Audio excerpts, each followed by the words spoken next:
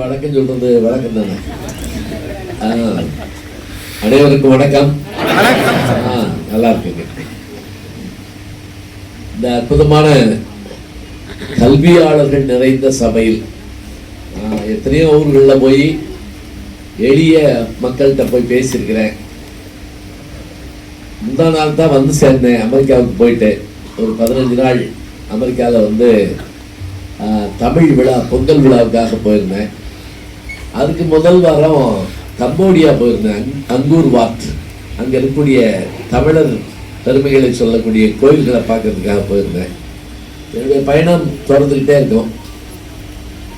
இந்த சூழலில் என்னுடைய நண்பர் மதுரையில் இருக்கக்கூடிய ஆசிரியர் சந்திரன் அவர்கள், சென்ட் மேரிஸ் ஹை ஸ்கூலில் இருக்கக்கூடிய சந்திரன் அவர்கள் நல்ல எழுத்தாளர், பேச்சாளர், தொகுப்பாளர், நம்முடைய வணக்கத்திற்குரிய இறையன்பு ஐஏஎஸ் அவர்களுடைய நல்ல நண்பர். அவரை என்கிட்ட நீங்கள் இந்த 31ஆம் தேதி கேட்குற போது அதே மாதிரி 2 நாள் தான் டைம் இருந்தது, வந்து இங்கே பேசணும் அப்படின்னு சொன்னாங்க. அப்போ தான் அம்மா அவர்களுடைய அந்த அறிமுகத்தையும் சொன்னாங்க. உங்களுக்கு அவங்க ஏற்கனவே தெரியும், புத்தக திருவிழாவில் வந்து அவர்கள் தான் இன்னைக்கு நன்றி உரை சொன்னார்கள். அது பாருங்க, இந்த அரசு ஊழியர்கள ஏதாவது ஒரு டிரான்ஸ்ஃபரோ அல்லது வேற ஏதாவது ஒரு தவாலோ வந்தால் ஒரு நிமிஷம் நமக்கு ஒரு மனக்கலக்கம் ஏற்பட்டுரும். எங்கள் அப்பா தமிழ் வாத்தியார், எப்போ பார்த்தாலும் பெட்டியை தூக்கிட்டு அழைச்சிக்கிட்டே இருப்போம். டிரான்ஸ்ஃபர் வந்துக்கிட்டே இருக்கும். அப்புறம் ஒரு இடத்துல குடும்பத்தை வச்சுட்டு அவர் வாட்டி போயிட்டு வருவார். அப்போ எங்களுக்கு அந்த அந்த அனுபவம் உண்டு. அதனால் அன்றைக்கு அவர்கள் அந்த நிகழ்ச்சிக்கு சொன்னதை காட்டிலும் இந்த 2 ஆண்டுகளில் அவரோடு இருந்து உதவிய அத்தனை பேருக்கு நன்றி சொன்னாங்க பாருங்க. நான் ரொம்ப வியந்து போனேன். அத்தகைய அந்த அறிமுகத்தோடு இன்றைக்கு என்னை அவர்கள் இங்கே அழைத்திருக்கிறார்கள். வணக்கத்திற்குரிய மாவட்ட கல்வி அதிகாரி அவர்களுக்கு என்னுடைய அன்பு பாராட்டை மீண்டும் தெரிவித்துக் கொள்கிறேன். அதே போல அவரோடு துணை நின்று இந்த நிகழ்வை நடத்துகின்ற கல்வித்துறை சார்ந்த அதிகாரிகள் அத்தனை பேரையும் பாராட்டி என்னை வரவேற்று உபசரித்து உணவளித்து அழைத்து வந்த தலைமை ஆசிரியர் பாஸ்கர் அவர்களுக்கு என்னுடைய அன்பு பாராட்டை மகிழ்வு தெரிவித்துக் கொள்கிறேன். கண்ணு கெட்ட தூரம் வரைக்கும் இருக்கிறீங்க. அதேமாதிரி பைனாகுளூரில் தான் பார்க்கணும் போட்டிருக்கு. வாங்க, உங்கள் அத்தனை பேருக்கும் என்னுடைய நல்ல நன்றியை தெரிவித்து, இந்த தலைப்பே நல்லா இருக்கு. அதாவது தன்னம்பிக்கை மற்றும் ஊக்கமளித்தல். என்னுடைய யூடியூப் யாராவது பார்க்குறீங்களா? ஜி ஞான சம்பந்தன் அப்படின்னு ஒரு யூடியூப் ரீல்ஸ் பார்க்கக்கூடாது, ஏதாவது போட்டுக்கிட்டு இருப்பாங்க என்னை பற்றி. அது இல்லை, நான் முழுமையாக ஒவ்வொரு திங்கள் தோறும் மண்டே மோட்டிவேஷன் போடுவேன். நல்ல நியாயப்படி ஊக்கமூட்டுதல் தான் போடணும். ஆனால் இது உலகளாவிய செய்தியாக செல்றதுனால நான் அந்த தலைப்பில் போடுவேன். அப்போ ஒவ்வொரு வாரமும் அதை நான் தேடுறதுக்கு நான் படுற பாடு இருக்கு பாருங்க. ஏன்னா உற்சாகத்தை சொல்றதா இருந்தால் நான் முதல்ல உற்சாகமாக இருக்கணும். அச்சமில்லை அச்சமில்லை அச்சம் என்பதில்லையே, உச்சி மீது வான் இடிந்து வீழுகின்ற போதிலும்னா அது அப்படி சொன்னா நல்லா இருக்கும். அச்சமில்லை அப்படின்னோம்னா போச்சு, அதனுடைய அந்த டோனே கெட்டு போகும். பாரத ராமாயண கதைகள்ல பாத்தீங்கன்னா கம்பர் பாடுறப்ப, வில்லுபுத்திரர் பாடுறப்ப யுத்த சந்தம்னு ஒண்ணு சொல்லுவான். யுத்த சந்தம்னா என்னன்னா போர்ப்பறை. இந்த போர்ப்பறை அடிச்ச உடனே உடம்புல எப்படி நரம்பு முறுக்கேறுமோ அது போல நாம வந்து என்ன அப்படின்னா இந்த திங்கள் வந்த உடனே அப்படி தயாராகணும். நான் வந்து என்னுடைய மண்டே மோட்டிவேஷன் சொல்லுவேன். இன்னைக்கு அதே பேசுவதற்கான ஒரு தலைப்பாக கொடுத்துருக்குறாங்க. நமக்கு எதுக்குங்க உற்சாகம்? ஒரு கேள்வி கேட்கிறோம். ஏன் நம்ம நல்லா தானே இருக்கோம், சம்பளம் வருது, நல்ல குடும்பத்தோடு இருக்கோம், எல்லா டிவி எல்லா சேனலும் பார்க்குறோம், இதெல்லாம் நம்மகிட்ட இருக்குது, ப்ரமோஷன் வேணா வந்துடுது, அப்புறம் என்ன நமக்கு உற்சாகம் வேண்டியிருக்கு? அப்படி இல்லைங்க. தீட்டப்படாத வாழும் மீட்டப்படாத வீணையும் பயனற்று போகும். ஞாபகம் வச்சுக்கோங்க. நமக்கு அறிவு அச்சங்காக்கும் கருவின்னு நான் திருவள்ளுவர். நமக்கு துன்பம் வர்றப்ப நமக்கு உதவுறது வந்து ஆயுதம் இல்லையா. ஒருவேளை நீங்க ஆயுதமாக நினைச்சா அந்த ஆயுதம் என்னன்னு கேட்டா அது அறிவு தானா. கூர்மைப்படுத்தப்பட்ட அறிவு தான் எதையும் சாதிச்சு காட்டுமா. ஒவ்வொரு நாளும் எனக்கு ஒரு மகிழ்ச்சி என்னன்னா, எங்க அப்பா தமிழாசிரியர், நான் வாத்தியார், என்னுடைய மகள் அவங்க ஜேபிஆர் காலேஜ் லெக்சரர், என்னுடைய சகோதரனுடைய வீட்டுக்காரர்கள் எல்லாருமே ஆசிரியர்கள் தான். அப்படிங்கிறப்ப எனக்கு ஒரு ஆசிரியர் குடும்பத்திலிருந்து வந்து உங்களை போன்ற ஆசிரியர்களை பார்ப்பதில் எனக்கு பெரும் மகிழ்ச்சி என்பதை நான் மகிழ்வோடு தெரிவித்துக் கொள்கிறேன். நல்லா கவனமா உட்காந்துருங்க, தூக்கம் வந்துடும். இதெல்லாம் எதுக்கு தெரியுங்களா? பயங்களை சொல்றோம்ல, ஒரு இடத்துல உட்கார்றியான்னு கேட்கறோம்ல, உட்கார்ந்து பாருங்க. இன்னைக்கு உட்கார்ந்து பாருங்க, நமக்கு படுற கஷ்டம் என்னங்கிறதும், அதுவும் இந்த மத்தியானம் 2 to 3 ஒரு கிளாஸ் இருக்குல்ல, செத்து கூட போலாமான்னு பையன் சொல்லுவாரு. அதுல எனக்கு ஒரு வாத்தியார் வந்து, தூங்குறேன்னு பாத்துக்கா, எவனும் தூங்காத, எனக்கு தூக்கம் வரும். அவருக்கு வியாதி என்னன்னா, தூங்குறவனை பார்த்தா தூக்கம் வந்துடும். இந்த டிரைவர் பக்கத்துல எவனா தூங்க பின்னாடி போ, ஏன்னா அவருக்கு சொக்கிடும். நமக்கு தூக்கம் வரலைங்கிறது கூட கவலை இல்லைங்க. தூங்குறவனை பார்த்தா கடுப்பு தாங்க முடியாது. எழுப்பி கூட என்ன தூங்கிட்ட போட்டுருக்கு அப்படின்னு கேட்போம். ஒரு மனைவி கணவனை எழுப்பி அவன் தூங்கிட்டான், அவனை எழுப்பியிருக்காங்க, அவன் பதத்தோட என்ன தூக்க மாத்திரை சாப்பிடாம படுத்துக்க, என்ன தூங்கிட்டாங்க. நல்ல வேலை நம்ம கரைச்சு காதுல விட்டாம போச்சு, எப்படியாவது கொடுத்தே தீர்வேன். திரும்ப சொல்றேன், வசதியா உட்கார்ந்துருக்கீங்க. எனக்கு என்னமோ உங்களை எல்லாம் பெஞ்சு இருக்குல்ல, பின்னாடி சாய விடாம உட்கார வச்சிருக்கணும்னு யோசிச்சாங்க. அப்படிதான் பின்னாடி போயிடுவோம். குறையெல்லாம் இல்லைங்க, மனுஷ உடம்பு தானே. நினைச்சு பாருங்க, சன்னலோ சீட்ல நல்லா சாப்பிட்டு உட்கார்ந்து அந்த லேசா காத்தடிக்கிறப்போ ரொம்ப இருக்கு தூக்கம். இதே தூக்கம் டிரைவருக்கு வந்தா என்ன ஆகும் யோசிச்சு பாருங்க. வரக்கூடாது. இளையராஜா இசைஞானி அவர்கள் என்னுடைய நெருங்கிய நண்பர் ஒரு முறை சொன்னாருங்க, என்னுடைய பாட்டு பயணிப்பவர்களுக்கு மன மகிழ்ச்சியையும் சற்றே கண்ணயர்வையும் ஓட்டுநருக்கு உற்சாகத்தையும் தர வேண்டும், அதுதான் என் பாட்டின் சாதனை. அவர் உற்சாகமா இருக்கணும், நம்ம என்ன செய்யணும், அப்படியே அசந்து கேட்டுக்கணும். அப்ப இது போல நாம உற்சாகமா இருக்கணும். எனக்கு தெரிஞ்சு ஆசிரியர் தொழில் மாதிரி ஒரு அபூர்வமான தொழில் உலகத்துல இல்லை. நீங்க சொல்லுவீங்க ரிட்டையர்ட் ஆயிட்டியாங்க, சொல்லு என்ன சொல்லிக்கா, இருந்து பாருப்பாங்க தெரியாது. இந்த பாருங்க, நான் இருந்து பார்த்த வந்தாங்க. அதாவது நான் கல்லூரி இப்ப அறிமுகம் பண்றப்ப அம்மா சொன்னாங்கல்ல, நான் வெறும் பேச்சாளர் மட்டும் இல்லை, உங்களுக்கு தெரியும், வெறும் ஆசிரியர் மட்டும் இல்லை. ஒரு கல்லூரியில் என்னை அறிமுகப்படுத்துறாங்க. பேராசிரியர் Ku Gnana Sambandhan, MA MPhil PhD DGT DJ diploma Gandhi இருந்தாட்டு எல்லாம் படிச்சிருக்கேன். எல்லாரும் அமைதியா மௌன அஞ்சலி மாதிரி உட்கார்ந்துருக்காங்க. இவர் 30 புத்தகம் எழுதியிருக்கிறார், எழுதிட்டு போறாருட்டாங்க. இவரிடம் 65 பேர் எம்பில் பட்டம் வாங்கியிருக்கிறார்கள்.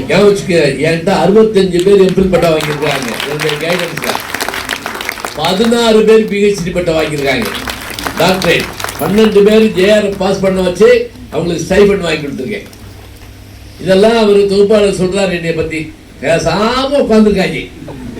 இவர் உலக நாடுகள்ல எப்பா சேர்றாப்பா பார்த்துருக்காங்க, நாங்க டிவியில எல்லாத்தையும் பார்த்துருக்கோம்.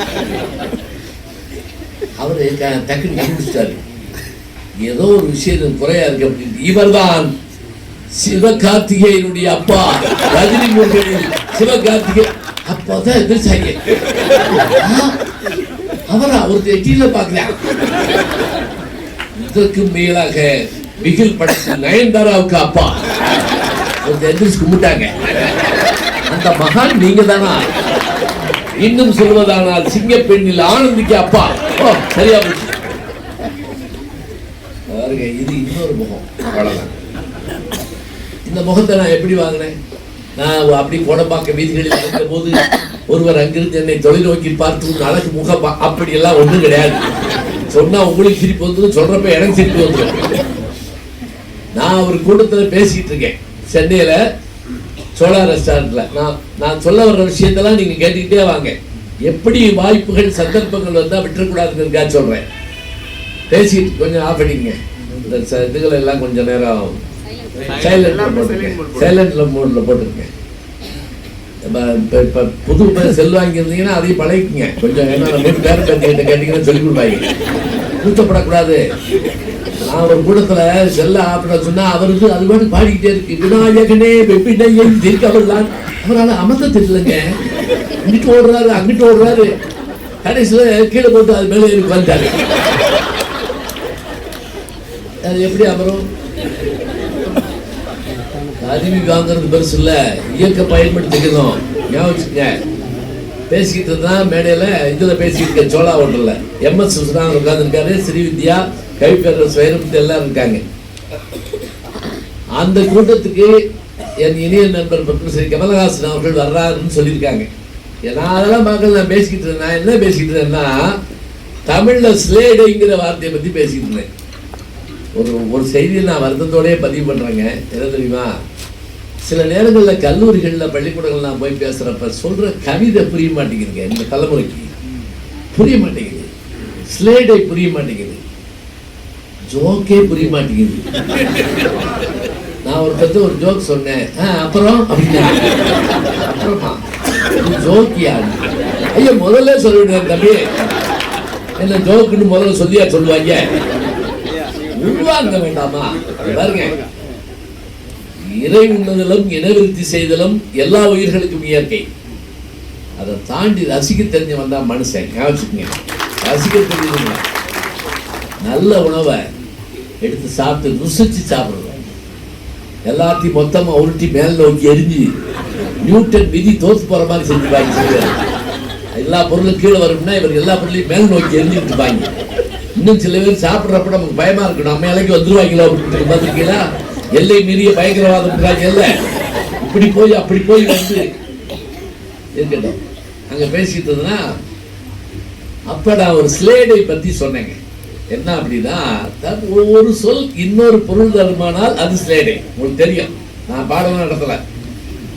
என்ன சொன்னேன், ஒரு தமிழ் வாத்தியாரு தன்னுடைய மாணவர்களை கூட்டிக்கிட்டு ஒரு காபி கடைக்கு போயிருக்காரு. நாட்ட காஃபி டே, ஞாபகம், காஃபி டேக்கெல்லாம் போல கிராமத்துல கருப்பட்டி காப்பி அப்படி வச்சுக்கோங்க. காப்பி கடைக்கு போனாரு, காப்பி குடிச்சாங்க. திடீர்னு மாணவர்கள் என்ன பண்ணாங்க, எந்திரிச்சு சத்தம் போட்டாங்க, ஏய் என்ன காப்பி இது, கண்ணுக்கார காப்பி அது என்ன? ஒரு வாத்தியார் சொன்னாரு, எது சத்தம் போடுற பாருங்க, காப்பி பாருங்க, இப்படி கண்ணுக்கார பாருமா பாரு.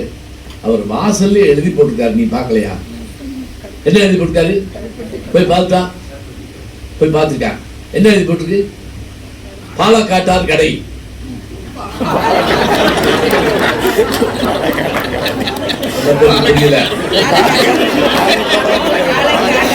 பாலையே காட்ட மாட்டேன்னு எழுதி போட்டுட்டான். இது பாலக்காட்டார் கடை. இங்க வந்துட்டு நீ பாலூத்துல சொல்ல முடியுமா? இதை சொன்ன போது முன்னாடி எந்திரிச்சு குதிச்சு குதிச்சு கை தட்டாருங்க. இப்பதாங்க கமல் உள்ள வர்றாரு, அந்த ஹேர் பறக்குது அப்படியே, ஹேராம் படம், அதுக்காக அப்படியே இதோட ராஜாளி கழுகு மாதிரி உள்ள வர்றாரு. வந்தவர் இதை கேட்டுக்கிட்டு இருந்திருக்காருன்னு எனக்கு தெரியல. அவர் ஒரு மாதம் கழிச்சு எங்க வீட்டுக்கு அவர் போன் பண்ணி லேண்ட்லைன்ல என்ன வீட்டில் கூப்பிட்டப்ப நான் திருச்சிக்கு பெல்லுக்கு பேச வந்துட்டேன். மனைவி பயந்துட்டே, கமல் சார் பேசுறாருங்க, சரி நம்பர் கொடுங்க அப்படின்னு நம்பர் கொடுத்து என் போன்ல வந்தாரு. வந்து ஒன்றும் இல்லை, நம்ம சண்டியர்னு ஒரு படம் எடுக்கிறோம், விரும்மாண்டிக்கு போன பேர் அதுதான். மதுரை தமிழுக்காக நீங்க கூட வரணும். நல்லா ஞாபகம் வச்சுங்க, நான் படிச்ச தமிழ் எனக்கு இன்னொரு இடத்தை தூக்கி காட்டுது. நான் ஏற்கனவே தொலைக்காட்சியில் பேசிட்டு இருக்கேன். போய் உட்காந்துங்க 6 மாசம் அவரோட. அந்த விரும்மாண்டி படத்துல மதுரை தமிழ் எப்படி பேசணுமோ அதுக்கு ஏற்றபடியாக. இதுல மட்டும் இல்லை, ஆடுகளம்னு ஒரு படம் வச்சு பார்த்தீங்களா, வெற்றிபாலன் படம், 6 விருது வாங்கிச்சு, தனுஷ் நடிச்ச படம். இன்னும் எளிமையா சொன்னா தாப்சின்னு ஒரு நடிகர் நடிச்ச படம். கொஞ்சம் கொஞ்சம் ஞாபகம் இல்லை. அதுதான் அது எங்க வீடு அடையாளம் சொல்றப்ப என்னென்னமோ சொல்லி பார்ப்பேன். புரியலையே எப்பா, இப்போ அப்பெல்லாம் ஆஸ்பத்திரிக்கு எத்தாப்படப்பா எங்க வீடு பதில கேட்கணும். எங்க அப்பெல்லாம் ஆஸ்பத்திரி என்ன 7 ஆஸ்பத்திரி இருக்கு இல்லை. அப்புறம் டக்குன்னு என்ன பண்ணுவேன், பக்கத்துல ஒரு தேட்டர் இருக்குல்ல, அதுல அனுஷ்கா படம் போட்டுருக்கேன். ஆமா, அதுக்கு நேரமா அப்படியே. இப்ப நான் தமனாவளி அனுஷ்காவளி அப்படின்னு சொல்லிட்டு இருக்கேன். கரெக்டா அந்த வழியா வந்துடுறாங்க. அண்ணா வழி காமராஜர் வழி தான் போய் தீர்த்து போயிட்டாங்க. இப்ப இப்படி இந்த வழியா வந்துட்டு இருக்காங்க. இப்ப அவர்கிட்ட அவர் என்ன பண்ணாரு அப்படின்னா, இந்த தமிழர் அந்த நான் ஆடுகளம் படம் எதுக்கு சொல்றீங்களா, அந்த டைரக்டர் எங்க வீட்டுக்கு வந்து இத மதுரை தமிழ்ல இந்த டைலாக ஸ்லாங்கா மாத்தி தரணும். கொண்டே விடுவண்டா வருது இல்லையா, அது நான் 3 நாள் இரவு பகலா உட்கார்ந்து அதை நான் வந்து எழுதி கொடுத்தது. எதுக்கு சொல்றேன், நான் இது என்னுடைய பயோடேட்டா இல்லை, ஞாபகம் வச்சுக்கோங்க. சினிமா துறைக்குள்ள போறதா இருந்தா நான் நடிக்க போறதுன்னு இல்லைங்க, படிப்பின் மூலமாக போவது. ஞாபகம் வச்சுக்கோங்க, படிப்பின் மூலமாக போவது. 6 மாசம் இந்த ஒர்க் பண்ணிட்டு இருந்தப்ப திடீர்னு ஒரு நாள் என்கிட்ட கேட்டாரு, நீங்க நடிக்கிறீங்களான்னாரு. உயிரே போயிடுச்சு எனக்கு. ஏன் தெரியுமா, அது மாடு பிடிக்கிற படம். நான் பாரு சரின்னு சொல்லி நீ 2 மாட்டை பிடினா நம்ம கல்யாணம் ஆகுது. நம்ம சிலபஸ்ல அதெல்லாம் கிடையாது. அப்படியே இருந்தாலும் ப்ராஜெக்ட் கொடுத்துருவோம். நான் பயப்படுறத பார்த்துட்டு அவர் சொன்னாரு, கவலைப்படாதீங்க, நான் மாட்ட பிடிக்கிறேன், நீங்க எப்பவும் போல மைக்க பிடிங்க அப்படின்னா. பட் அந்த டீலிங் எனக்கு ரொம்ப பிடிச்சிருக்கு. இன்னைக்கு வரைக்கும் 50 படத்தில் நடிச்சிருக்கேன். 50 படத்தில். அதாவது எந்த துறையை எடுக்க கூடாதுங்க, எடுத்தா விடக்கூடாதுங்க, அதான் முக்கியம். நான் ஒரு படத்துல தலையை காமிச்சு ஒரே ஒரு படம், ஒரே ஒரு சீன் வருவே. ஒரு படத்துல ஒரு இதுல கேட்பாங்க, நீங்க அந்த நாடகத்தில் நடிச்சிருக்கேன்னு சொன்னீங்க, கடைசி வரைக்கும் உங்களை காணமேன்னு. நான் வந்து அதுல வந்து மறைஞ்சு திரியிற தீவிரவாதி, அதனால காட்டவே மாட்டாங்க. இப்படி ஒரு நாடகம் நடிப்பு எங்கேயாவது இருக்கா? நாடகம் முழுவதும் அவர் யாருமே எங்க இருக்காரு தெரியலன்னா அதுக்கு பேர் நடிப்பா இல்ல. இப்ப 65 பேர் எம்பில் பட்டம், 16 பேர் பிஹெச்டி பட்டம்னா அது கல்வியில. 50 படம்ங்கிறது 50 படத்துக்கு நான் என்ன பாடுபட்டிருப்பேன். இப்படிங்க கையெழுத்து போட இதுக்கு வர்றப்ப அந்த ரெஜிஸ்டர் இருக்கா இல்லையான்னு பாக்குறதுக்குள்ள நமக்கு வர்ற பிபியும், நமக்கு எல்லா கடவுளையும் கும்பிட்டு அதுல அங்க நம்ம போற நேரம் தான் தூக்கி போட்டு இப்படி விட்டு அங்க கொண்டு போவாங்க. எப்பா வந்துட்டப்பா வைக்க சொல்லிட்டாங்க, போயிட்டு வா, போய் லீவ் போடு.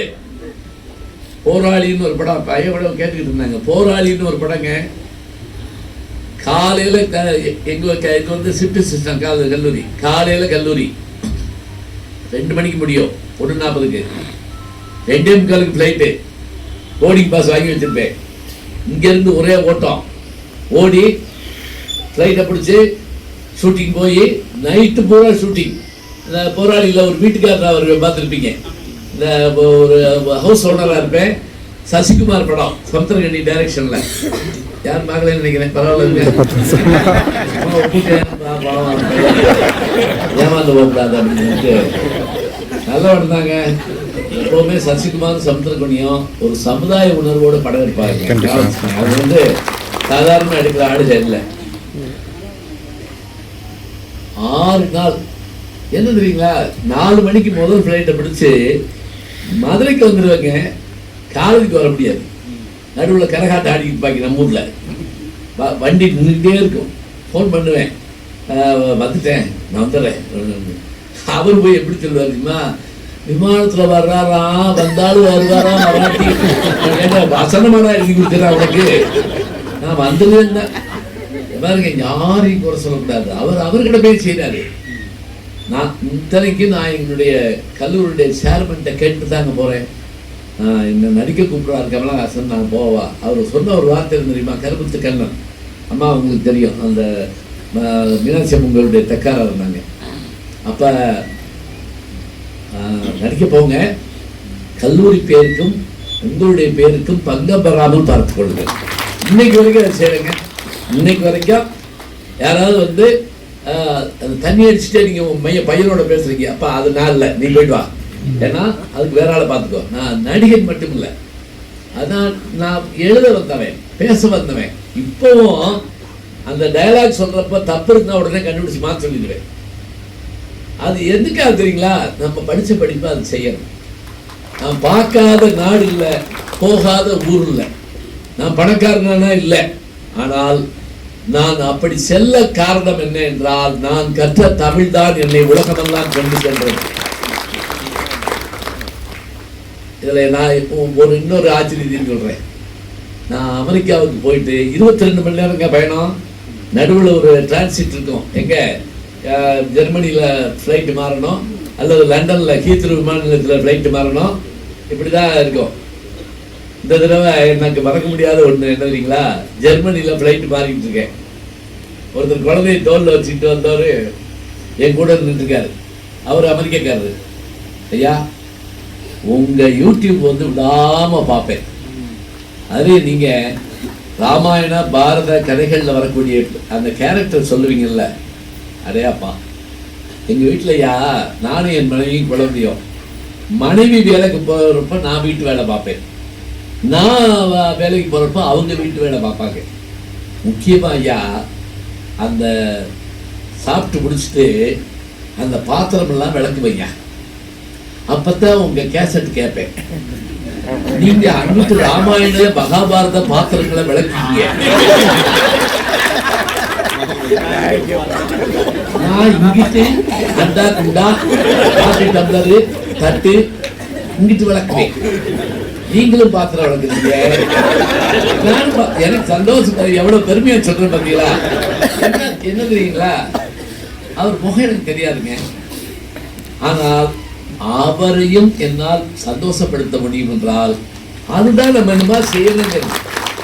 தேடி சோறு தினம் தின்று பல சின்னஞ்சிறுகதைகள் பேசிங்கிற அந்த பாட்டுல பாரதி முடிக்கிற வார்த்தை என்ன தெரியுமா, நரை கூடி கிளப்பருவம் எய்தி பூற்றுக்கு இறையன பின் மாயும் பல வேடிக்கை மனிதரை போலே வீழ்வேன் என்று நினைத்தாயே. சும்மா செத்து போவா வந்தேன். அடிக்கடி சொல்லுவாங்க, எப்படி இருந்தாலும் மறைந்தாலும் பேர் சொல்ல வேண்டும், இவர் போல யார் என்று ஊர் சொல்ல வேண்டும்.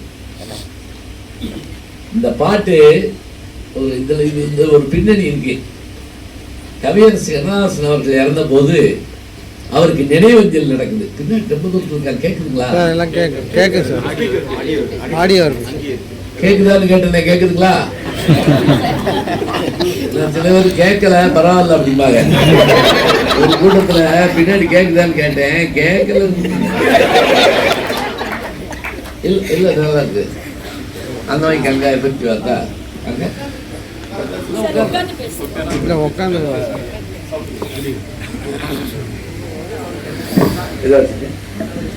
இது பரவாயில்லையா? உட்காந்து வயசு தெரிஞ்சு போகுங்க, அதுதான் முடியாம பேசுறாரு அப்படின்னு சொல்லிடுவாங்க. அதுதான் இது நல்லா இருக்கு. இப்ப எனக்கே தைரியம் வந்துருச்சு கேக்குதுங்கிற மாதிரி. அது கொஞ்சம் லீடு மைக்ல அது ஒரு சிரமம். இந்த லீடு இல்லாம பேட்டரி மைக் இருக்கு இல்லையா, அது கொஞ்சம் சிரமம். இப்ப நமக்கு தெரிஞ்சுக்கங்க,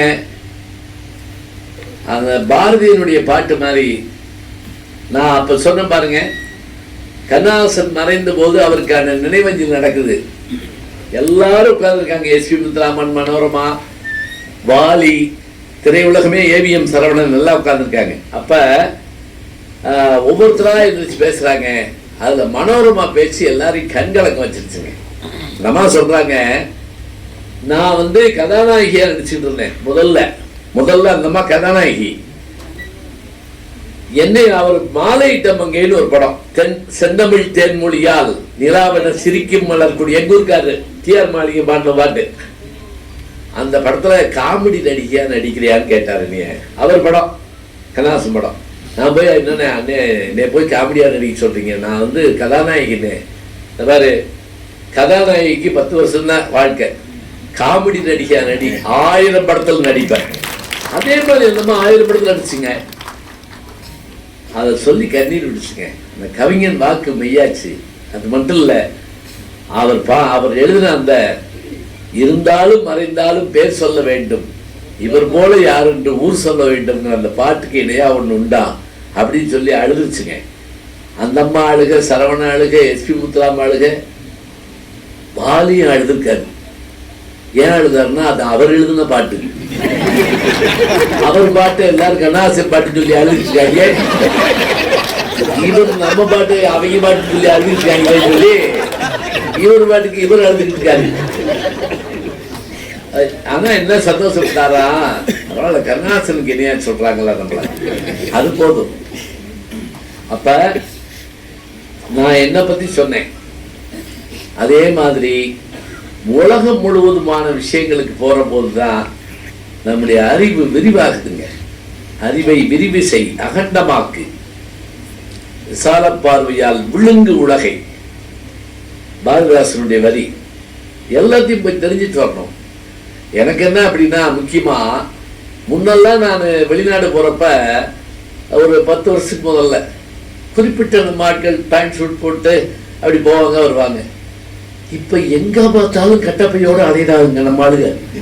இந்த ஒரு கட்டப்பை இருக்கும்ல, சவுளிக்கட்டில் கொடுப்பாங்கல்ல தீபாவளிக்கு, எல்லாரும் எல்லா இடத்துக்கு போறாங்க. மகன் எங்க இருக்காரு, மகன் இருக்காங்க, பேரன் இருக்கா, பேத்தி இருக்கா, உலகமே பயணப்படுதுங்க. எனக்கு தெரிஞ்ச வரைக்கும் விமான பயணம்ங்கிற ஒரு விஷயத்த ஒரு முறையாவது வாழ்க்கையில நம்ம பயணிக்கணும். ஒரு இதே சொல்லுவாங்க, விமானத்தை பார்த்த ஒருத்தன் என்ன நினைச்சானா, ஒரு நாளைக்கு நான் அந்த விமானத்துல போவேன், இது ஒரு எண்ணம். இன்னொருத்தர் என்ன நினைச்சாரு தெரியுமா, ஒரு நாளைக்கு நான் அந்த விமானத்தையே வாங்குவேன் அப்படின்னு நினைச்சாரு. அவர் கதை தான் சூரரை போற்று. பாத்தீங்களா? பார்த்துருக்க மாட்டீங்க, நான் நடிச்சிருக்கேன், அதனால சொல்றேன். வழக்கப்படி அந்த கதாநாயகி அப்பா நான் நடிச்சதுக்காக சொல்லுங்க. அது ஒரு பயோபிக். பயோபிக்னு என்ன? சுயசரிதையை படமாக்குதல். ஒரு மனிதனுடைய உண்மை கதை, காந்தி படம் மாதிரி. இப்ப இந்த படம் வந்துச்சுல, அமரன் படம் பாத்தீங்களா? நீங்க படம் பார்க்குற மாதிரி இருக்கீங்க. கடைசியை பார்த்தது பக்த பிரகலாதா பாத்தீங்களா? இங்க பாருங்க, எப்பவா இருந்தாலும் சரி, நீங்க உங்களை புதுப்பிச்சுக்கலன்னா பெரிய கஷ்டம். அப்டேட் ஆகலைன்னா அவுடேட் ஆயிடுவோம். ஞாபகம், இது ஒன்றும் பஞ்சு டைலாக் இல்ல. அப்டேட் ஆகணும், ஆகலையா விட்டுட்டு போயிடுவாங்க, அவ்வளவுதான். இந்த வாழ்க்கை எப்படிப்பட்டது? கல்வி கரையில கற்பவர் நான் சில, மெல்ல நினைக்கின் பிணிபல. நமக்கு படிக்க வேண்டியது எல்லை இல்லாதது, வாழ்நாளோ ரொம்ப குறுகியது. வாழ்நாள் பல்பினி சிற்றறிவினோர்கிறாங்க பரிமேலழகர் சொல்றப்ப. திருக்குறளுக்கு உரை எழுதின 10 பேர்ல இன்னொரு திருவள்ளுவர் யாருன்னா பரிமேலழகர் தான். ரொம்ப பேர் அது புரியலன்னு படிக்காம போயிடுவாங்க. வாழ்நாள் பல்பினி, நோய் நமக்கு இருக்கிற மாதிரி யாரும் கிடையாது. சில பேர் கையை உத்து பார்த்துட்டே இருப்பாங்க, மஞ்சக்காமலையா இருக்குமோ. ஒரு ஆள் மஞ்சக்காமலையில ஆஸ்பத்திரியில் படுத்துட்டு இருக்காரு. பார்க்க போனா சில பேர் பார்த்துட்டு ஆரஞ்சு பழத்தை வாங்கிட்டு கொடுத்துட்டு வந்துடணும். சில பேர் இப்படி போக மாட்டாங்க, சும்மா போய் அங்கே எங்கேயாவது ஏற்றி விட்டு வந்துடுவாங்க. இவன் போய் அவர்கிட்ட என்ன எப்படி மஞ்சக்காமலை வந்துச்சுன்னு என்னன்னு தெரியலங்க, ஏதோ சாப்பாடு இதாகி கல்லீரல் பாதிக்கப்பட்டு இப்படி ஆயிடுச்சு அப்படின்னு சொல்லிட்டு அவரு ஒரு பேச்சு கேட்டிருக்காரு. உங்களுக்கு எப்பயாவது மஞ்சக்காமலை வந்திருக்கா? யார் பார்க்க போறவங்க? எனக்கே வருது, எனக்கே வருது. நான் எவன் திங்கிற சோத்திரை மண்ணள்ளி போட்டோன்னா எவன் காட்டி கொடு, அவருக்கு உயிர் போய் போய் வருது. மஞ்சக்காமலை இதனால இல்லாம வரும், ஒரு கிருமியில வருங்கிறது நமக்கு தெரியும். ஆனா நம்ம என்னன்னா, என்ன பாவம் செஞ்சானோ இப்படிதான் சொல்லுவோம். பாவ புண்ணியம்லாம் ஒரு பக்கம் இருக்கட்டுங்க. அது போக நல்ல எண்ணங்கள் நமக்கு இருந்து அசராம ஓடணும். என் கூட ஒரு வாத்தியார் சொல்ல வந்தேன், அதை நான் விட்டு வந்துட்டேன். நான் அமெரிக்காவுக்கு போயிட்டு படாத பாடுபட்டு இரவோடு இரவா வந்து காலையில் குளிச்சு கல்லூரிக்கு வருவேங்க. அப்ப பக்கத்துல ஒருத்தர் சோர்வா உட்கார்ந்து இருந்தார். என்னன்னு கேட்டேன். இந்த இங்க இருக்க கடைக்கு என்னை போக சொல்லிட்டாங்க, வெயில்ல போனேன். புளி மேல போனீங்களான்னு கேட்டேன். இல்ல நடந்தா போனேன், உடம்பெல்லாம் வலி. நான் அமெரிக்கா போயிட்டு வந்திருக்கேன்.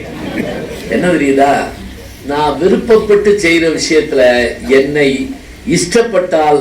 இஷ்டப்பட்டு கஷ்டப்பட்டால் நஷ்டப்பட மாட்டோங்க. அதான் உண்மை. நம்ம இஷ்டப்பட்டு கஷ்டப்பட்டா கஷ்டப்பட மாட்டோம். ஒரு பேட்டியில எங்க குடும்பமே போய் கலந்துக்கிச்சு விஜய் டிவியில. என் மகன்கிட்ட கேள்வி கேட்டாங்க. அவர் இப்ப லண்டன்ல படிச்சுட்டு பெங்களூர்ல ஒர்க் பண்றாரு. அப்ப உங்க அப்பாவை பத்தி ஒரு வார்த்தை சொல்லுங்க. அவர் ஒரே வார்த்தை சொன்னாரு, எங்க அப்பா அவருக்கு பிடித்தமான தொழில விருப்பத்தோட செய்யறாரு, அதனால அவர் களைப்பு இல்லாம இருக்கிறார். அவ்வளவுதாங்க. நீங்க நினைச்சு பாருங்க, வெளிநாடு போயிட்டு வந்தா உடனே டைம் மாறுறதுனால ஜெட்லாக் வரும். பகல் இரவாவும் இரவு பகலானா நம்மோட உட்கார்ந்துருப்போம், மலாக்குடன் தூங்கிடுவோம். அப்படியே தூங்காம இருக்கிற அளவுக்கு பழகிறோம்னு சொன்னா நம்முடைய ஆற்றல் மிகுந்த உடம்பு, ஆற்றல் மிகுந்த எண்ணங்கள் இதுதான் வேணும். இதுக்கு தான் நம்ம எல்லாம் தயாராகணும். அதுக்கு என்ன செய்யணும்னா விடாம படிக்கணும். இப்ப படிக்கிறதே நின்று போச்சு. இந்த செல்லு வந்த பிறகு பார்த்தா முந்தையெல்லாம் வீட்டுல ரூம்குள்ள லைட் எரியும், இப்ப போறதுக்குள்ள லைட் எரியுது. செல்லு பார்த்துக்கிட்டு இருக்காங்க, திருடங்கெல்லாம் அழுகுறாங்க.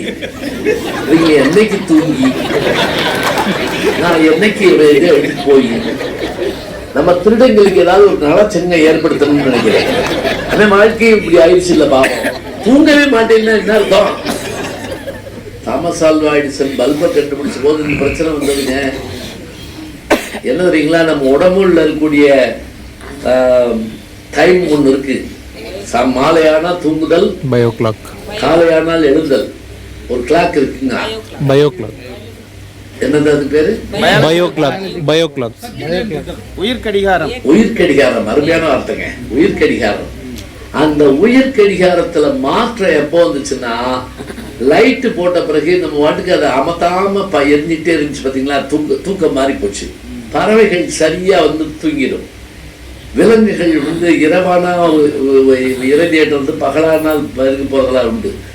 அதுபோல நமக்கு 1000 பிரச்சனைகள் இருக்கு. கவலை இல்லாத மனுஷன் உலகத்தில் இருக்கானா சொல்லுங்க பார்க்கலாம். என் பிரச்சனை எனக்கு தாங்க தெரியுது. எல்லாருக்கும் பிரச்சனை இருக்குங்க. இப்போ எனக்கு பிரச்சனை வராதா சொல்லுங்க பார்ப்போம். தலைவலி வராதா, பல்வலி.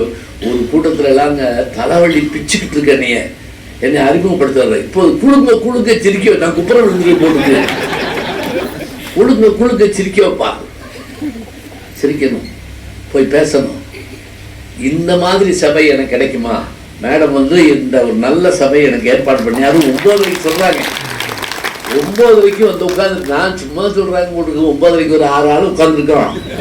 அப்புறம் ஒருத்தரா வருவாங்க. ஆனா உங்களுக்கு நான் வணங்குறேங்க. ரொம்ப முக்கியமா இந்த பஞ்சுவாலிட்டி உங்களுடைய ஆர்வம் தான் காரணம். அப்ப நமக்கு என்ன அப்படின்னா, நம்ம சாதிக்கணுங்கிற ஒரு எண்ணமோ முன்னுக்கு வரணுங்கிற எண்ணமும் நமக்கு இருக்கணுங்க. அதுக்கு கல்வி ரொம்ப ரொம்ப முக்கியம். எங்க அப்பா எனக்கு சொல்லி கொடுத்ததே என்ன அப்படின்னா, தமிழ் வாத்தியார்னால நாலடியார படுறா, அதுல மாதிரி கல்விக்கு சொல்ற அழகு வேற இதுல இல்லடா. திருக்குறள்ல இருக்கு, நாலடியார்ல இருக்கு, எல்லாத்துலயும் இருக்கு. சமணர்கள் நமக்கு கொடுத்த கொடை கல்வி தாங்க. பள்ளின்னு ஒரு வார்த்தை இல்லையா, பள்ளிக்கூடம் இருக்குல்ல, அதுவே என்ன தெரியுங்களா, அவங்க மலை இதுகள்ல தான் தங்கியிருப்பாங்க. இந்த பகுதி சமண பகுதி தாங்க. இங்க நிறைய இருக்கு சமணர்களுடைய. ஏன்னா காஞ்சிபுரத்துக்குள்ள பல்லவர் இவங்க பௌத்தர்களும் சமணர்களும் இங்க இருந்தாங்க அதிகமா. அவங்க இப்படி படுத்துக்கிட்டு தான் பாடம் நடத்துவாங்களாம். அதான் பள்ளி கொண்டு இருந்து பாடம் நடத்துவதால் அதுக்கு பள்ளிக்கூடம்னு பேரு. இதான் உண்மை. இப்ப நம்ம வந்து அந்த படிக்கணுங்கிற விஷயத்த எடுத்துக்கிறது.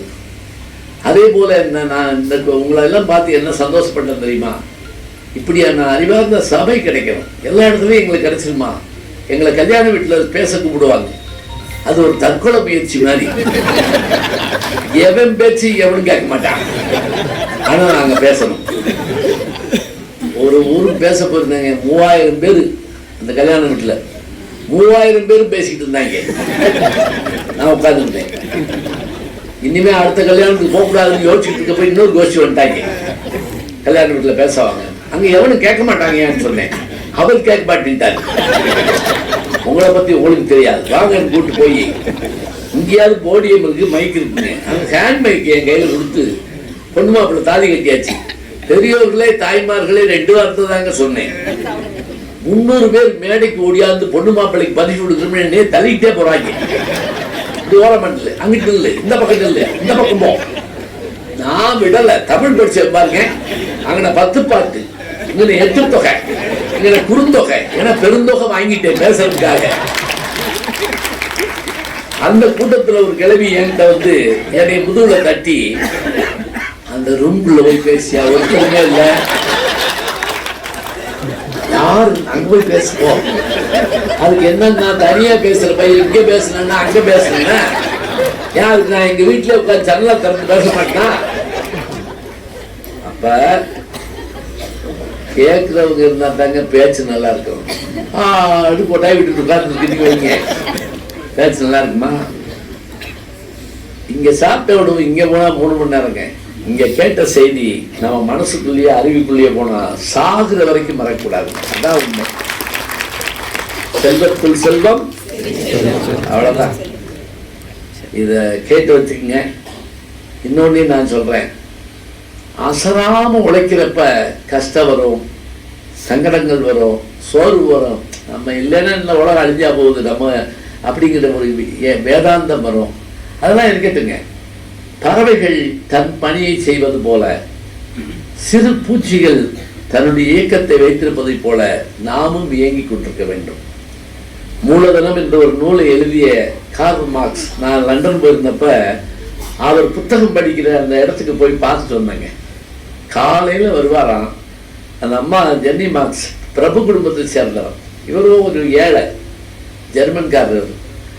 வறுத்து ஒரு ரொட்டி துண்டை பையில போட்டு வந்து படிச்சுட்டு 2 சாப்பிட்டு தண்ணி எடுத்து குடிச்சிட்டு அந்த நூலகர் வந்து 8 மணி ஆயிடுச்சு பூட்ட போறோம்னு சொல்லுவாராம். 10 ஆண்டுகள் அப்படி படிச்சு எழுதப்பட்ட நூல் தான் மூலதனம், டாஸ் கேபிட்டல் என்கின்ற அந்த நூல். அது அப்படி வெளிவர காரணமாக இருந்தவர் யாருன்னா அவருடைய நண்பர் தான். முக்கியமா எங்கல்ஸ், ஃப்ரெடரிக் எங்கல்ஸ் குடும்பம்ங்கிற ஒரு நூலை பத்தி எழுதியிருப்பார். எது சொல்ல தெரியுமா? அந்த கார்ல் மார்க்ஸ் இறந்த போது அவர் இறந்து விட்டார், டைடானார், செத்துட்டார், வாயை பழந்துட்டார் அப்படிலாம் சொல்லல. அவர் சிந்திப்பதை நிறுத்தி கொண்டார், அவ்வளவுதாங்க. அவர் சிந்திப்பதை நிறுத்தி கொண்டார். இதுக்கு மேல என்ன வேணும்? அப்ப அது வரைக்கும் நம்முடைய சிந்தனை போயிட்டு வந்துகிட்டே இருக்கணும். இப்ப நான் வெளிநாட்டுக்கு போறப்பெல்லாம் முக்கியமா பேச போறவங்கள்ட்ட ஒன்று கேட்டுக்கிறேன். அங்க இருக்கக்கூடிய நூலகத்துக்கு என்னை கூட்டு போங்க, பல்கலைக்கழகத்துக்கு கூட்டு போங்க, அருங்காட்சியகத்துக்கு கூட்டு போங்க அப்படிம்பேன். 3 மாசத்துல சொல்லிட்டு முடிச்சிடுறேன். ஏன்னா நான் இன்னைக்கு மாலையில பாடநூல் நிறுவனத்தினுடைய தலைவர், அருமை நண்பர், என்னோட பட்டிமன்றங்கள்ல பயணித்த லியோனி அவர்களுக்கு இன்னைக்கு மாலையில 50 ஆண்டு காலம் பேச்சுளையில் இருந்ததற்காக பாராட்டு கூட்டருக்கு என்னையே கூப்பிட்டுருக்காரு. ஐயா, நான் உங்கள்கிட்ட தான் முதல்ல பேச வந்தேன், நீங்களும் வந்து என்னை வாழ்த்தருமையான் இருக்காரு. நான் இப்போ சென்னை போவேன்ருக்கேன். அதனால சில வார்த்தைகள் மட்டும் சொல்லிடுறேன். ஏதாவது தேவையா இருந்தால் ஒரு 5 நிமிஷம் நம்ம கேள்வி பதில் வேணா வச்சுக்கலாம். மேல்நாட்டில் உண்டுங்க, மேல்நாட்டில் வகுப்புலேயே உண்டு. 40 நிமிஷம் வகுப்புன்னா 25 நிமிஷம் பாடம் நடத்தணும், 15 நிமிஷம் கேள்வி கேட்கணும். அதெல்லாம் இங்கே வந்தால் என்ன செய்வோம்? முடியாது, கஷ்டம். அவன் ஏதாவது தோப்பு பார்க்க கேள்வி கேட்டான், உன்னை யார் அதில் கேட்க சொன்னா? இருக்கத்தான் செய்யும். ஆனால் கேள்வி கேட்கணும். நம்ம நடத்தி முடிச்சு ஒரே ஒரு கேள்வி கேட்போம், எனி டவுட் அப்படிமோ. அவங்க இருந்துச்சு நோ டவுட். எல்லாம் புரிஞ்சாலும் நோ டவுட்டு. ஒரு மண்ணும் புரியலனாலும் அதில் முன்னாடி உட்காந்துருக்க 4 நாளா படிக்கிறமே சார் அப்படின்னா சட்டையை பிடிச்சிருப்பேன், உட்காரு உட்காரு. அவரே அத்தங்கைக்கு சொல்லி கொடுத்துட்டு போறாரு, இங்க போங்க சார். வகுப்ப ஒரு வினாடியில் 1000 செய்தி சொல்றது ஒரு வகைங்க. ஒரு வகுப்பை ஓட்டுறது ஒரு வகை. நானே பார்த்திருக்கேன். எனக்கெல்லாம் ஒரு வாத்தியார் வருவாரு, 2 வரி போதுங்க. அப்படின்னா ஆழமான கருத்து இல்ல, ஒண்ணும் இல்ல. தோட்டத்தில் மேய்து வெள்ளை பசு, அங்கே துள்ளி குதிக்கிறது கன்றுக்குட்டி. இந்த ஒரு வரியில நடத்துவாருங்க. தோட்டத்தில் மேய்து வெள்ளை பசு, தோட்டத்தில், காட்டுல மேயல, கரையில மேயல, வீட்டுல மேயல, தோட்டத்தில் மேயுது. கடிக்கல, திங்கல, உங்கல, புழுங்கல. பசு, கரடி இல்ல, சிங்கம் இல்ல, புலி இல்ல, குரங்கு இல்ல, வெள்ளை பசு. கருப்பு பசு இல்ல, சிவப்பு பசு. எப்படி இருக்கும்? அந்த பசுவை கொண்டு உள்ள மூலம் நமக்கு. எனக்கு ஒரு வாத்தியாரு, அவங்க வாத்தியார் கொடுத்த நோட்ஸ் கொண்டு கொடுத்துட்டு பாருங்க. அது ஒருத்தெல்லாம் அழுகான், இந்த ட்வீட் போனோம்னா இவருக்கு உயிரே இருக்காது அப்படின்னு. ஏன்னா அதை வச்சுக்கிட்டா நடத்திக்கிட்டே இருப்பாரு. புதுசா செய்திகளை சொல்றதுக்கு நமக்கு தயாரா இருக்கணும். கையில புத்தகம் இல்லாமலே வரக்கூடிய ஆசிரியர்கள் இருப்பாங்க. அது என்ன தெரியுங்களா? என்ன வேணாலும் நீ கேட்டுக்கடா மகனே, நான் சொல்றேன். அந்த ஒரு நாலேஜ் வேணும். கிருபானந்த வாரியார் சாமிகிட்ட ஒரு முறை நான் கேட்டேன், எந்த கேள்வி கேட்டாலும் பதில் சொல்றீங்களே சாமி எப்படின்னு கேட்டேன். இப்படி காமிச்சார், வாட்டர் தேங்க ஃபுல் பண்ணி வச்சுக்கோ, வாட்டர் தேங்க ஃபுல் பண்ணி வச்சுக்கோ, எந்த குழாயை திறந்தாலும் தண்ணி வரும். வாட்டர் தேங்க எது? மூளை, அறிவு எல்லாம் இல்லைங்க, ஓரளவு தெரிஞ்சா போதும். இப்ப இந்த ஜூன் ஜூலைல என்னன்னா இவங்க இன்ஜினியரிங் காலேஜ் முழுக்க என்ன கூப்பிடுவாங்க, அந்த ஃப்ரெஷர்ஸ் புதிய மாணவர்களுக்கு அறிவுரை சொல்றதுக்கு. நான் நிறைய செய்திகள் சொல்லுவேன். கேள்வி கேட்க சொல்றப்ப சில பேர் மிரட்டிடுவாங்க. தாமஸ் ஆல்வா எடிசனை பத்தி அழகா சொல்லிட்டு வந்தேன் நான்.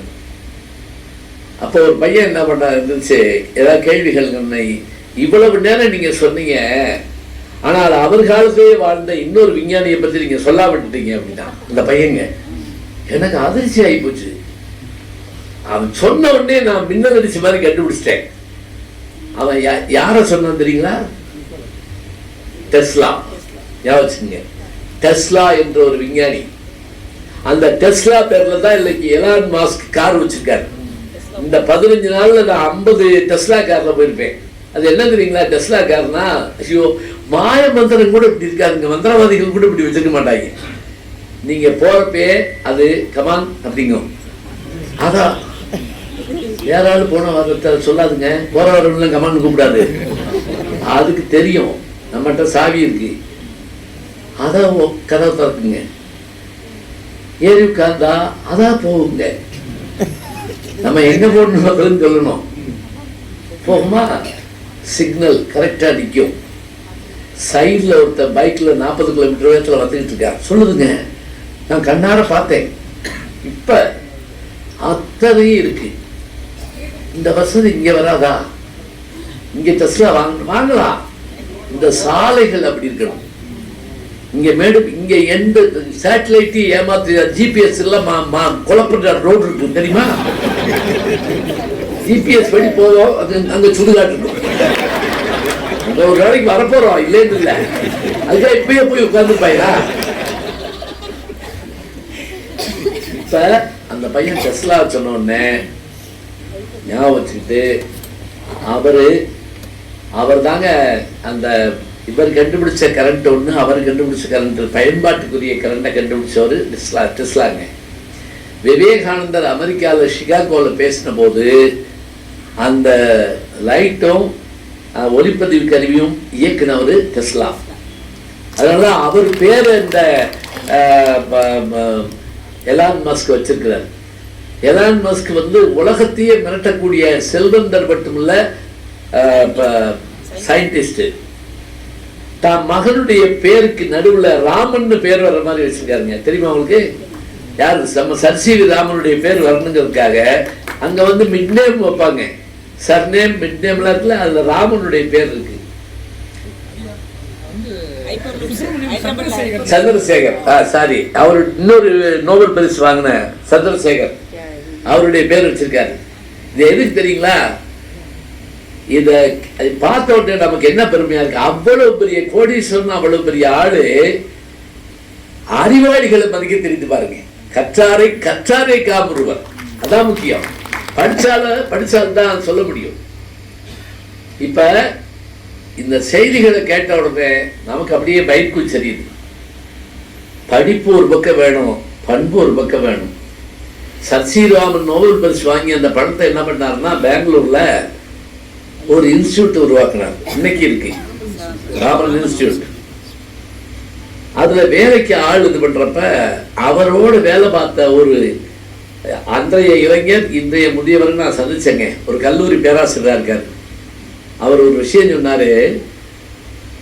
ராமன் ஆட்களை தேர்வு பண்றாராம், சர்சிவி ராமன். பேராசிரியர் வேலைக்கும் இதுக்கோ அதுல எம்எஸ்சி படிச்ச ஒரு பையன் இயற்பியல்ல அந்த இதை தப்பா சொல்றான். பல நேரங்கள்ல அப்படி இருக்கும். சரி அப்பா, உனக்கு இங்க வேலை இல்லை, நீ போயிட்டு வா. போயிட்டான். மறுநாள் காலையில 5 மணிக்கு ஒரு அப்படியே அந்த வாக்கிங் வர்றாருங்க சுத்தி. அப்ப வாசல் ஏதோ சத்தம் கேட்குது. என்னன்னு பார்த்தா, நேற்று வேலை இல்லைன்னு சொன்ன பையன் நின்று சண்டை போட்டுக்கிட்டு இருக்கான். இவர் நினைச்சாரு வேலை கொடுக்கலன்னு சண்டை போடுறான் போட்டுக்கிட்டு கிட்ட போய் என்னப்பா அப்படின்றாரு. அதான் வேலை இல்லைன்னு சொல்லியாச்சுல, எதுக்கு சண்டை போடுறான்? சார் நான் அதுக்காக சண்டை போடல சார், எனக்கு போக்குவரத்துக்கு பணம் கொடுத்தீங்கல்ல, அதில் 100 ரூபா கூட கொடுத்துட்டீங்க சார். எப்போ? 50 வருஷத்துக்கு முதலுங்க 100 ரூபா கூட கொடுத்துட்டீங்க சார். அதை கொண்டு திருப்பி கொடுக்கறதுக்காக அலுவலகத்துக்கு வந்தேன் சார், பூட்டிட்டாங்க சார். காலையிலேயே வந்துட்டு என்னை உள்ளே விட மாட்டேங்கிறாங்க சார், நான் என்ன சார் செய்யறது? ஒரு நிமிஷம் நின்னாருங்க, உள்ளவா டீயை கூப்பிட்டாரு. அவன் போய் சாப்பிட வை, 10 மணிக்கு வா, வேலையில் ஜாயின் பண்ணு. கூட இருந்தவங்க கேட்டாங்க, அந்த பையனுக்கு ஃபிசிக்ஸ் தெரியலையே சரியா, ஃபிசிக்ஸ் சொல்லி கொடுத்துடலாம், பண்பாடு சொல்லிக் கொடுக்க முடியாது, உண்மை சொல்லிக் கொடுக்க முடியாது. அந்த பையன் வேலைக்கு இது கண்ணார பார்த்த ஒரு பேராசிரியர் சொல்றாருங்க, கொஞ்சம் அறிவை கூர்மைப்படுத்திட்டா போதுங்க, அதுதான் நமக்கு பெரிய சாதனையில் தரும். ஒரு கொஞ்சம் கூர்மைப்படுத்திட்டா போதும். என் இனிய நண்பர் இவர் சொன்னாரு, தென்கட்சி சாமிநாதன் கேள்விப்படுவீங்கன்னா, இன்று ஒரு தகவல். ஒரு தடவை ஒரு பெரிய கோடீஸ்வரர் வந்து தனக்கு ஆடிட்டருக்கு வேலைக்காக ரொம்ப நாளைக்கு முதல்ல விளம்பரம் கொடுத்துருக்காரு. ஒரு 40-50 பேர் வந்துட்டாங்க, தேர்ந்தெடுக்கணும். இப்போ வந்தார் உள்ள, ஏன்னா 50 பேர் வந்திருக்காங்களே அப்படின்ட்டு எப்படிதான் தேர்ந்தெடுக்கிறது? சரி, எங்க 48,000 84,000 பெருக்குங்க அப்படின்னு இருக்காரு. 48,000 × 84,000 பெருக்குங்க. ஆளாளுக்கு பெருக்கி இருந்துக்காங்க. ஒரே ஒருத்தர் வந்து இவர்கிட்ட எவ்வளவு வர்ற மாதிரி போடணும் அப்படின்னு நீதான் அடிக்கப்பா, அது எவ்வளவு வந்தா நமக்கு என்ன, உங்களுக்கு எவ்வளவு வர்ற மாதிரி போடணும், இவ்வளவுதான் அறிவு. எது தேவையோ அதை சொல்வதற்கான அறிவு இருந்தால் போதுங்க. அதுக்கு என்னன்னா ஒரு நாள்ல வந்துருமா? வராது. தினம் கூர்மைப்படுத்திக்கிட்டே இருக்கணும். வெளிநாடு போற போதெல்லாம் நான் பல்கலைக்கழகம் போவேன்னு சொல்லணும்ல. இப்ப ஸ்டான்ஃபோர்ட் பல்கலைக்கழகத்துக்கு போனேன். சேனோஸில் இருக்கு, கலிபோர்னியால. வாசல்ல ஒரு பெரிய போர்டு, பெரிய போர்டு அங்கே வெளியே வச்சிருக்காங்க. அதுல ஒரு 20-22 பேருடைய படம் இருக்கு. எல்லாரும் நின்று செல்ஃபி எடுத்துக்கிட்டாங்க, நானும் எடுத்துக்கிட்டேன். என்னன்னு தெரியல, எடுத்துக்கிட்டேன். நம்ம ஊர்ல யாரோட செல்ஃபி எடுப்போம்னா, அவர் நடிகராக இருக்கணும், இல்லைன்னா அவர் வந்து சீரியல்ல வரணும், இல்லாட்டி ஒரு சோப்பு விளம்பரத்துலயாவது வந்தாட்டே போய் போட்டோ எடுப்போம். நான் எடுத்துட்டு கேட்டேன், இது யாரு இவங்க எல்லாம்? அவர் அங்க சொன்னாருங்க, இந்த 22 பேரும் இந்த பல்கலைக்கழகத்தில் வேலை பார்த்து கொண்டிருக்கக்கூடிய நோபல் பரிசு பெற்ற விஞ்ஞானிகள். நோபல் பரிசு வேலைக்கு வர்றாங்க. நோபல் பரிசு வாங்கிட்டு வேலைக்கு வருமா? அங்க அதை பத்தி கவலை இல்லை. ஏன் பல்கலைக்கழகத்தில் பார்த்தேன், ஒருத்தர் 6-7 வயது 85 வயசுங்க. அங்கெல்லாம் வயசே கிடையாது. அவங்க மெடிக்கல் சர்டிஃபிகேட் ஃபிட்னஸ் கொடுத்தாங்கன்னா எவ்வளவு வேலை பார்க்கலாம். நம்ம இங்க அப்படி இல்லை. இங்க நம்ம 58-60ங்கிற பேர் ஒரு பாலுக்கு நம்மளை ஆக்கி விட்டுருவாங்க. என்னங்க கோவப்பட்டா கோவப்பட்டு போறாரு, 2 வருஷம் அவ்வளவுதான். ரொம்ப சத்தம் போடுறாங்க. 5 மாசம் பொரியா போயிடுவாங்க. எங்க போறாங்க? என்ன தெரியுங்களா, மன ரீதியா நம்ம வந்து அப்படியே உட்கார வச்சுடுவாங்க. அந்த பேராசிரியர் வர்றாரு, 6 அடி உயரம், போனி டைல் போட்டிருக்காரு. அவர் வந்தோடனே வகுப்புகளை கூட போலங்க. அந்த ஸ்டோன் பெஞ்சில் உட்கார்றாரு. லேன்ல ஒரு 50 PhD ஸ்டூடெண்ட்ஸ் வந்து அவர்கிட்ட திருப்பி கேட்குறாங்க. பார்த்துக்கிட்டே இருக்காருங்க. தென் அப்படின்றாரு. சொல்லிட்டு ஓகே போகலாம் அப்படின்ட்டேன். கிளம்புறாரு. நான் பின்னாடி போய் பார்த்தேன், இவர் எந்த காரில் ஏறுறாரு. நம்ம ஊரில் சொல்லுவாங்கல்ல, அந்த எந்த கடையில் அரிசி வாங்கிக்கிங்கன்னு பாடுறாங்க அப்படின்னா இல்லை. வெளியே ஒரு சார்ட்டர்ட் ஃபிளைட் நிற்குதுங்க. 40 பல்கலைக்கழகங்களுக்கு வருகை தரும் பேராசிரியரா, விசிட்டிங் ப்ரொஃபசர், 85 வயசு, 40 பல்கலைக்கழகம். அந்த அறிவை பயன்படுத்திக்கிட்டே இருக்காங்க. நமக்கு அது போல நம்முடைய அறிவை நம்ம நம்பணும். ஓய்வுங்கிறதெல்லாம் ஆசிரியர் பணியது கிடையாதுங்க. மருத்துவருக்கும் ஓய்வு கிடையாதுங்க. வழக்கறிஞருக்கும் ஓய்வு கிடையாது. நம்மகிட்ட எப்போ வந்து எது கேட்டாலும் நம்ம உடனே சொல்றதுக்கு தயாரா இருக்கணும். அதெல்லாம் நம்ம தயார் பண்ணிக்கலாம். பதவி, பணம், மற்றவை எல்லாவற்றிலும் காட்டலாம் நமக்கான வாழ்க்கை. திருவள்ளுவர் கேட்கிறாரு, அப்பா நீ இந்த உடம்புக்கு சாப்பாடு போட்டே இல்லை, உன் உயிருக்கு என்னடா போட்டேன்னு கேட்கிறாரு. என் உயிருக்கு LIC பாலிசி எடுத்திருக்கேன். அவரே சொல்லித்தரார், உன் உயிருக்கு புகழை கொடுப்பா. உன் உடம்புல ஒரு உயிர் வந்துச்சுல்ல, அது புகழை கொடு. அந்த புகழையும் கொடை மூலமாக கொடு. ஈதல் இசைபட வாழ்தல் அது வல்லது ஊதியமில்லை உயிர்க்கு. பார்த்தீங்களா, இந்த உயிர்க்கு ஊதியம் என்ன என்றால் புகழோடு வாழுதல். புகழை எங்கிருந்து வாங்க போறோம்? மாபெரும் சபைகளில் நீ நடந்தால் உனக்கு மாலைகள் விட வேண்டும். ஒரு மாற்று குறையாத மன்னவனிவன் என்று போற்றி புகழ வேண்டும். உன்னை அறிந்தால் நீ உன்னை அறிந்தால் உலகத்தில் போராடலாம். வேட்டைக்காரன் ஒரு படம், பழைய வேட்டைக்காரன், இப்ப இல்ல, பழைய வேட்டைக்காரன், கண்ணதாசனுடைய பாட்டு, கே மகாதேவன் இசை, எம்ஜிஆர் அந்த குதிரையை பிடிச்சிட்டு பாடிட்டு வர்றப்ப பாத்தீங்கன்னா அவ்வளவு சந்தோஷமா இருக்கும். அவருடைய என்ட்ரி சீனே அருமையா இருக்குங்க. அது போதுங்க உற்சாகத்துக்கு. எம்ஜிஆர் உள்ள வர பார்த்திருக்கீங்களா? ஆலமரமே இருக்காது, விடுதலை வருவாரு. வந்தோடனே யாரையாவது காப்பாற்றுவார். குறிப்பா பெண்களை தான் காப்பாற்றுவார். காப்பாத்துற உடனே நன்றி அப்படிமாங்க அவங்க, என் கடமை தான் நன்றி அப்படின்னாரு. அவங்க 24 hours ஸ்டூடியோ போட்டுக்காங்க.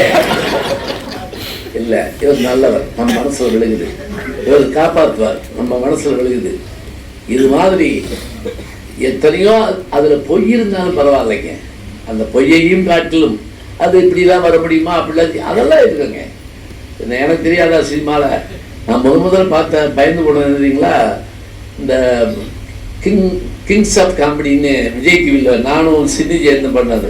நாங்கள் 2 மேலே உட்காந்துருப்போம், கீழே அந்த இவங்க காமெடியன்ஸ் பண்ணுவாங்க. சிவகார்த்திகெல்லாம் அப்படி தான் தொகுத்து கொடுத்துருந்தாரு. இப்போ என்ன சொல்கிறாங்க, நீங்கள் மேலே ஏறி அங்கே போய் உட்காருங்கன்னு. நான் அந்த படியில் ஏறி அரமணை செட்டுங்க. நான் படியில் ஏறி உள்ளே போதா 25 அடி பள்ளம் இருக்குங்க. இதோட நிப்பாட்டிருக்காங்க. அங்கிட்டு ஒன்றுமே கிடையாது. நீங்கள் வீட்டுக்கு அந்த கதாநாயகி ஓடுதுன்னா வீட்டுக்குள்ளே ஓடுதுன்னு நினச்சிடக்கூடாது. படி வரைக்கும் ஓடும், அப்புறம் இன்னொரு ரூமுக்குள்ளே ஓடும். ரெண்டையும் சேர்த்தான் காட்டுவாங்க. நம்ம வீட்டுக்கு ஓடி அங்கே குப்பரை விழுந்துட்டு போயிடக்கூடாது. அது சினிமா வேற. ஆனால் அது நமக்கு உற்சாகம் தரக்கூடிய விஷயம் இருந்தால் அதை எடுத்து வச்சுக்கலாங்க. அதனால் நான் சின்ன திரையாக இருந்தாலும் பெரிய திரையாக இருந்தாலும் என்னுடைய யூடியூப் சேனல், என் நண்பர் கமலஹாசன் தான் கொரோனா பிறகு சொல்கிறாரு, ஒரு பிளாட்ஃபார்ம் உருவாக்குங்க அப்படிங்கிறாரு. நான் உருவாக்குனேன், யூடியூப் சேனலை உருவாக்குனேன். இன்றைக்கி 5 லட்சம் பேர் என்னுடைய சப்ஸ்கிரைபர்ஸ் இருக்காங்க. இது என்ன நான் சாதனைன்னு சொல்லுங்க. தினம் படிக்கிறேன், தினம் பயணப்படுறேன். இந்த வாரம் கூட கம்போடியா போயிட்டு வந்த அந்த விஷயத்தை போட்டிருந்தேன். கம்போடியாவில் காரைக்கால் அம்மையார், அதான் தலைப்பு போட்டிருக்கேன். காரைக்கால் அம்மையாருடைய சிற்பம் அங்கே இருக்கு, பாருங்க, பயணப்படுங்க, படிங்க, சோர்வெல்லாம் வரவிடாமல் பார்த்துக்குங்க. 4 பேர் சேர்ந்து நம்மளை கொண்டுகிட்டு இருப்பாங்க, அதை பற்றிலாம் கவலைப்படாதீங்க. எதுவாக இருந்தாலும் சரி, ஒரு பட்டாம்பூச்சிக்கு அதனுடைய ஆயுள் தெரியாதுங்க, ஆனால் சந்தோஷமா இருக்கு. ஒரு ஈசலுக்கு அதனுடைய ஆயுள் தெரியாதுங்க, சந்தோஷமா இருக்கு. நமக்குமே டேட் ஆஃப் பர்த் தெரியும், டெத்து தெரியாது. தெரியக்கூடாதுங்க, தெரிஞ்சா நல்லா இருப்போமா? டேட் ஆஃப் பர்த் டெத்து தெரிஞ்சுன்னு வைங்க, நினைச்சு நினைச்சு செத்து போவாங்க. அது சில பேர் வந்து நானாவது டிசம்பர், அவரு பிப்ரவரி, அப்புறம் மாடியில் நின்றுன்னா அக்டோபர் 6 போறாங்க, நவம்பர் 8, அப்புறம் நம்ம வீட்டுக்கு இன்னைக்கு உங்க டேட் அப்படின்னாங்க. போட்டோம், எல்லாத்தையும் இனிமையா எடுத்துக்கங்க, எல்லாம் சந்தோஷமா இருக்கும். எல்லா செயல்பாட்டில் இருக்கக்கூடிய பாசிட்டிவ் எனர்ஜியை மாத்திரம் எடுங்க. மற்றவையெல்லாம் நம்மளை வந்து சாரும். அத்தனை கஷ்டப்பட்ட பாரதி எத்தனை கோடி இன்பம் வைத்தா எங்கள் இறைவான்னு பாடுறாருன்னா, வறுமையில் இருந்தாருங்க, கஷ்டத்துல இருந்தாரு, போலீஸ் தேடி வந்துச்சு, ஜாதியில ஒதுக்கி வச்சாங்க. ஆனாலும் அந்த மனிதனுடைய ஆன்மா அழுக்கப்படவில்லை. அதுபோல நமக்குள்ள இருக்கக்கூடிய உயிரை, நமக்குள்ள இருக்கக்கூடிய அந்த உணர்வை நாம் உந்துதலால் உயர்த்துவோம், வெற்றி பெறுவோம். நன்றி, வணக்கம்.